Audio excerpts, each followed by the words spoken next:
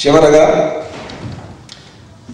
తిరుమల తిరుపతి వెంకటేశ్వరుడి గర్భాలయంలోకి వెళ్ళి ఇలా నమస్కారం చేసి ఇలా వెనక్కి తిరిగి వెళ్ళిపోండి. ఎవరో ఇలా వెనక్కి వెనక్కి వెనక్కి తిరిగి చూసుకుంటూ వచ్చి ఆ జయ విజయుల దాకా వచ్చి ఆ నామాన్నో కిరీటాన్నో చూసి అలా నమస్కారం చేసి వచ్చేస్తాం. ఇదే అనుభూతితో అక్కడ ఆ గర్భాలయంలోనే ఈ పాట పల్లవి పుట్టింది. ఒక పాట రాశాను.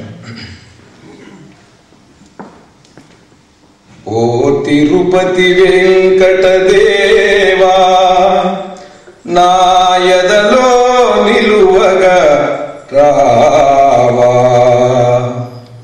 వెనక్కి వెనక్కి తిరుగుతూ వెళ్ళలేకనే వెడుతున్నా, వెనక్కి వెనక్కి తిరుగుతూ వెళ్ళలేకనే వెడుతున్నా, నీ గర్భగుడిని చేరాక నీ దివ్య స్వరూపం చూశాక వెనక్కి వెనక్కి తిరుగుతూ వెళ్ళలేకనే వెడుతున్నా.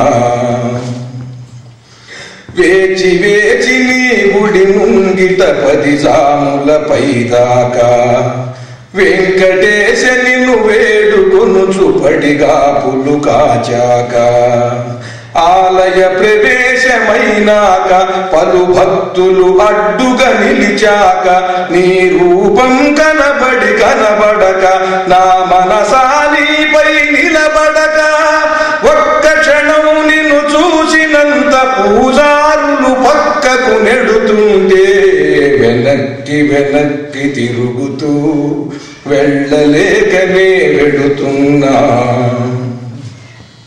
వజ్ర కిరీటం చూసే భాగ్యం కలుగనే లేదు, శంఖ చక్రములు చూసే కోరిక తీరనే లేదు, వక్షస్థలమున లక్ష్మిని గాని మెడలో కౌస్తుభహారం కాని చూసే సమయం లేదు, నీ కరుణా వీక్షణ నాపై ప్రసరించెదవను ఆశతో వెనక్కి వెనక్కి తిరుగుతూ వెళ్ళలేకనే వెడుతున్నా.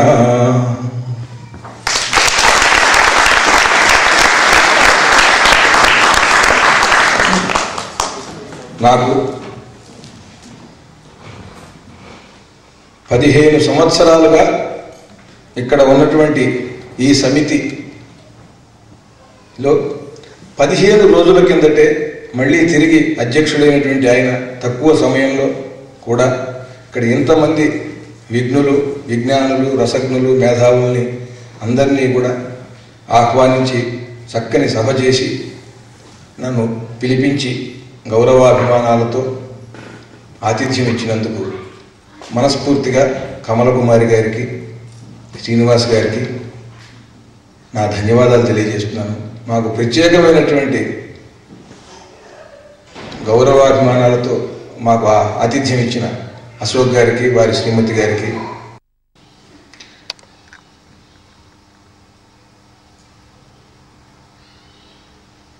తెలుగు ప్రగతికి అందరూ కలసి మెలసి